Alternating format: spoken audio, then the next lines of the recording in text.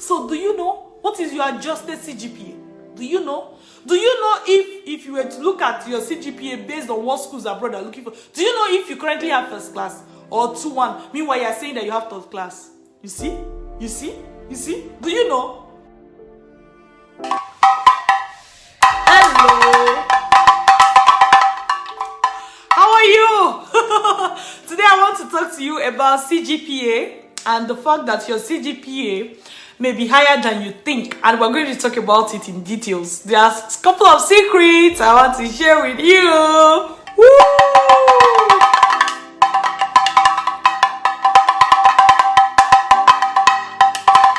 Okay, so your CGPA is higher than you think. Can you believe that? This secret applies to everybody. Whether you think you have third class right now, whether you think you have second class lower, second class upper, first class, your CGPA could actually be higher than you think. Woo! And imagine what that could mean for you, huh? Imagine what that could mean for you. So let me tell you, many, especially for people coming from low-income countries like or developing countries like Ghana, Nigeria, Cameroon, and the rest. Especially people coming from those kind of countries, most times you are marked very strictly, and schools abroad know this. It's just it's cultural. It's something that is cultural. Like, you would agree with me that in a lot of schools right now, you can even see a situation where 10 people got first class, then they step it down to 3 people, stuff like that, right? Culturally, you are marked more strictly, and schools abroad know that. So because of that, on the average, schools abroad tend to add roughly empirically 10 points or 10% of your current CGPA, all right, of your current CGPA to your grade, in order to bring you at par with other people that are not marked as strictly as that. For example, in a Canadian school, even the lowest in that class may just be like 60-something, 50, 60-something, 70-something, right? As the percentage of their grade. But in a Nigerian school, the lowest will be like 40-something, if not 50-something, right? Not because the people in Canadian schools or US schools or UK schools are more brilliant than you are. It's just that the marking system is different. The marking system is different. So because of that, admission committees, they know this. Graduate coordinators, they know this. They tend to add 10 more points. What that means is that, let's assume your grade is, your current grade, let's say you're a Nigerian and your current grade is 60%. If you add 10 to it, that's like, say, 70, right? That means you can comfortably apply for a program that is telling you that you need to have 70%. Some people, because they don't know that usually there's an adjustment that goes on behind the scene after you submit your grade, they may not even apply to that program. And because you did not even apply to that program, nobody's going to adjust your results, right? So understand that your CGPA is usually given a higher grade because of an adjustment that goes on behind the scene, because of the marking system of the country where you're applying from, right? And more advantage scholarship school, for example, we don't even want you to wait until someone adjusts your grade. We teach you how to adjust your grade by yourself so that you even know the grade to quote. Like a typical person, let's say they had 60%, which is a B, 60% in their degree, right? When a school asks you how was your CGPA, you say 60%. Do you know that sometimes even the graduate coordinator may not see your results, because the computer system may even, like, the computer system will remove your application. Your application will not reach the graduate coordinator. The application will not reach the admission committee, simply because you put a grade that is actually lower than your grade. Hey, you put the actual grade, but because you did not do that adjustment by yourself, schools that use automation, we first of all remove your application. It won't even reach the admission committee. A lot of schools abroad use automation. Because when 1,000 people apply to the school and they're looking for only 20, trust me, most times a computer or an algorithm will be used to reduce that application to like 200 candidates who will now probably be examined for them to choose the 20 they want. They are not likely going to go through 1,000 applications all by themselves, one after the other. And a computer is going to mark you based on your grades. It's going to eliminate you based on many things, not just your grade. I'm just attacking grades for today, right? Computer is going to eliminate you based on the content of your CV, based on the content of your personal statement or admission essay, also based on your grade. But specifically today, we're talking about your CGPA and your grade. So imagine somebody say, okay, for example, it could even be that you have 50, but after adjustments you have 60, right? But imagine that the graduate coordinator says, hey computer, anybody that have below 60, take them out. And you are being taken out because you did not adjust your grade, because you did not even know that something like that exists, because you don't know how to do it by yourself. You see? So the school is going to do their own adjustments, but as an expert rate, you adjust by yourself first. You adjust by yourself first before you even submit to the school, so that in the case where a school is using computer to first downsize the number of applications, your application doesn't get tossed out.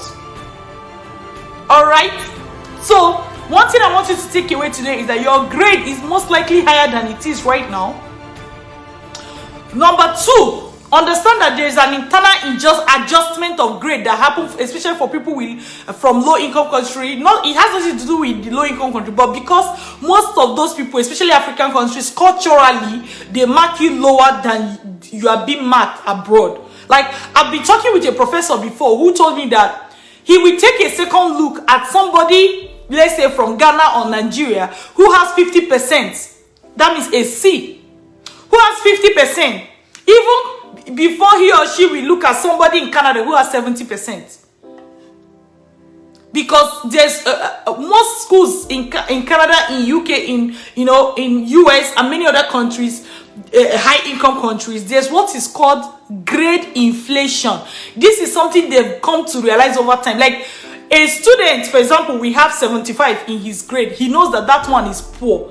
He will be arguing with you that he's supposed to have 80 something. Because if you did an assignment abroad and you have 75, it's like saying you had 50 in Nigerian perspective. Do you know?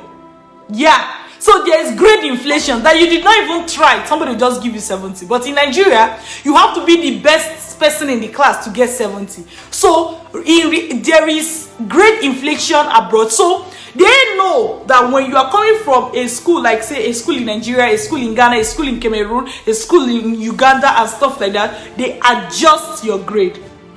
They adjust your grade. However, Advantage Scholarship School, we know this. Therefore, we give you the tool. We give you a calculator that we introduce you to a calculator that you can use to adjust your grade by yourself, so that when you are doing your application, you are quoting the adjusted grade. The most important thing about quoting the adjusted grade is that a computer does not wrongly eliminate you. Because when the computer eliminates you, you're not even going to have the chance to prove yourself. Right? That's number one. Number two, most schools, they don't use all your grades. They use, like, most times if you're on a school website, they tell you the last 30 to 60 credits. Or empirically, they will use the last 1 year or last 2 years. I was talking to somebody, a past client this week, and one of the things I uncovered was that when you look at the person overall, they graduated with a 2-2 second class lower. But when you look at the grades that the university abroad is going to use to judge him, he graduated with a first class. So his third year and fourth year is a first class degree, but his overall, because his year 1 and year 2 we are not strong enough, overall he had a 2-2, right? So knowing what to do he's going to go about quoting that he graduated with a first class. He was the top of his class, right? But if he doesn't know what to do, he will go about telling the school that he has a tutu. I'm not saying that with a tutu you can't get admission. That's not what I'm saying. But I'm saying that even if you can get admission with a tutu, if truly based on the grade considered by the school you got a first class, wouldn't you prefer to tell them that you got a first class than to say that you got a tutu? Do you see the point? So this is something you learn advantage scholarship school. This is why we're here. It's not just, some people just think it's all about getting admission. It's not all about getting admission. There are so many little things on that journey that can make a difference for you. All right, your grade is higher than you think. Number two, the grade you are quoting for schools right now may not be actually what you graduated with based on what schools abroad are looking for. Imagine somebody, based on what schools abroad are looking for, they had the first class. Meanwhile, based on what he think and what happens in his environment, he had the tutu. You are wondering how this is. I understand that it may be confusing even as I'm explaining it now. But there's a reason it's confusing, because teaching is supposed to be step by step, right? That is what happened inside the Vantage Scholarship School. This is why I ask people all the time, get trained. Don't just assume that you know. You don't see people that know a lot. There is one thing they all agree on. They agree that they don't know everything. People that know a lot. How you know somebody that knows something is that they will tell you that I don't know everything. Have you ever met a specialist before? Most times, a specialist, like if you go to a brain surgeon now, right? He's a brain surgeon. He's very renowned. But if you tell a brain surgeon to do bone surgery, he will tell you no, he cannot. Do you know why? Because when you are specialized, when you know so much, you know so much to the extent that you know that you don't know everything. You will see some people, they don't even know so much. They will still tell you they know everything. In fact, the moment I see somebody telling me they know everything, I already know you don't know anything. I already know you don't know anything. The moment I see somebody say they know everything, I know you don't know anything. Look at me, Dr. Linda Iheme. I've done express entry for people all the time. I've done different kinds of visa application, for myself, for friends, I've done all that. But guess what? I still tell you, okay, don't even go far. I'm an educational consultant, right? But I will still tell you that if you are going for undergraduate studies abroad, I'm not necessarily the right person for you to talk to. If we handle graduates, because I understand, like myself and my team, we understand graduate studies in and out, back and front, top and bottom. But once you come to undergraduate, it's like we understand it, but we cannot tell you that we're the best in it. You see? So, me, an educational consultant that knows so much, I will still tell you that, oh, if you're going for undergraduate studies, our training will work for you, but if you have an alternative, please consider that alternative, right? So, why am I saying this? Somebody else, they are not even education consultant, they've not even handled any client. They will tell you, I know everything about study abroad. What does that tell you? They don't know anything. Because if you know, you will know to the extent that you will know that you don't know everything, right? So, if you don't know everything, admit it to yourself and get trained, learn. You know, even if in the whole of this world you don't have time, get somebody to hire a consultant that can do it for you. We don't offer that service, but you can.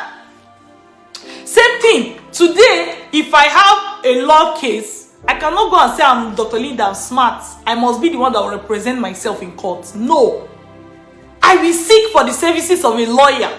Even if I have something I want to do, I want to sign, I'll say, Organ lawyer, what do you think about this? They will tell me, they will say, oh, don't do this, you incriminate yourself. Don't do this, don't do this, don't do this. This is the best way to go about it. So, when you know so much, part of the things you get to know is that you don't know everything. So, if you think you know, that's fine. But if you don't know, don't deceive yourself. Get trained. There is so much you get by getting trained. Nobody will bullshit you around. Specifically today, we're talking about CGPA. A lot of people are quoting the wrong CGPA. This is making them not even get admission. Because you are talking to a professor.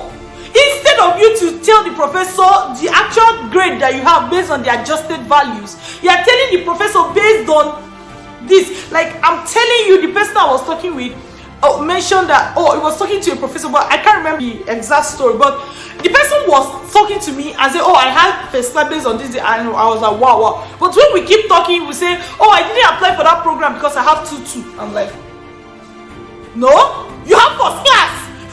You have first class.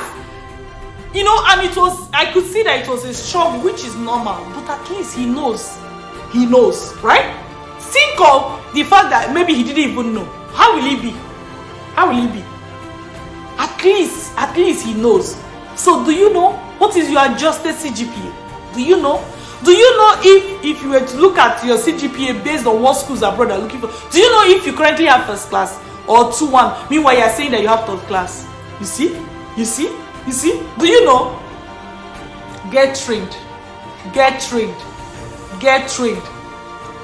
How many times did I say it? Maybe 3 or 4 times. Get trained. I'm going to add the link to our free webinar on the description of this video. If you have not attended that webinar, make sure you attend it. If you have attended it before, chat with us inbox if you have more questions. Get trained. How many times did I say it again? 3 times. Okay, let me add the bonus. Get trained. Okay? Bye.